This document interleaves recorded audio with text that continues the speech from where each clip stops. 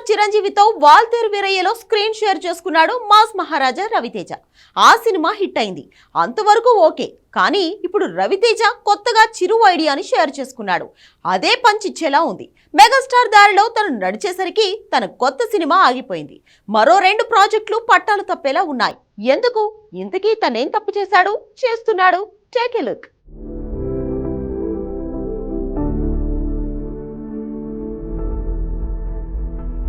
Mass Maharaja Raviteja danger లోకి వెళ్తున్నాడా? తన నిర్ణయాలే తన కొంప ముంచేలా ఉన్నాయా? నిజంగా మొన్న గోపీచంద్ మల్లేని మేకింగ్ లో రవితేజ చేయాల్సిన సినిమా ఆగినప్పుడు ఎవరూ ఇలా అనుకోలేదు. కానీ దిల్ రాజు బ్యానర్ లో అనిల్ రావిపూడి తీయబోయే సినిమా ఆగేలా ఉండడంతో రవితేజ రాంగ్ రూట్ లో వెళుతున్నాడా అంటున్నారు. రాజా ది గ్రేట్ లాంటి హిట్ తర్వాత అనిల్ రావిపూడి మేకింగ్ లో రవితేజ సినిమా అంటే అంచనాల భారం పెరుగుతుంది. అలాంటి క్రేజీ ప్రాజెక్ట్ ని దిల్ రాజు నిర్మించబోతుంటే 40 కోట్ల పారితోషికం అడిగట్ట మాస్ మహారాజా. అంతే, దిల్ రాజు షాక్ తిన్నాడని తెలుస్తోంది. మొన్నటికి మొన్న గోపీచంద్ మల్లేని మేకింగ్ లో రవితేజ చేయాల్సిన మూవీని మైత్రి మూవీ మేకర్స్ వద్దనుకోవడానికి రవితేజ పారితోషికమే కారణమట.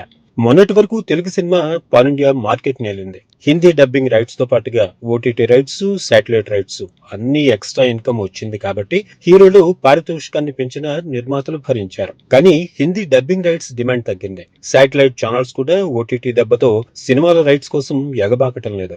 ఓటీటీలు కూడా హిట్ అయిన మూవీలనే కొంటున్నాయి. కాబట్టి ఈ ఎక్స్ట్రా ఇన్కమ్ పోవడంతో నిర్మాతలు హీరోల పారితోషికాలు తగ్గించాలని కోరుతున్నారు. హిట్లు వచ్చినప్పుడు, మార్కెట్ పెరిగినప్పుడు రెమ్యూనరేషన్ పెంచడం కామనే. కానీ ఎక్స్ట్రా ఇన్కమ్ లేక థియేట్రికల్స్ రైట్స్ తోనే పెట్టుబడి పెట్టాలంటే అదృష్టం కలిసి రావాలి. ఆ విషయంలో హరీష్ శంకర్ తో రవితేజ చేయాల్సిన సినిమా డైలమాలో పట్టడానికి మాస్ మహారాజా రెమ్యూనరేషనే కారణమట.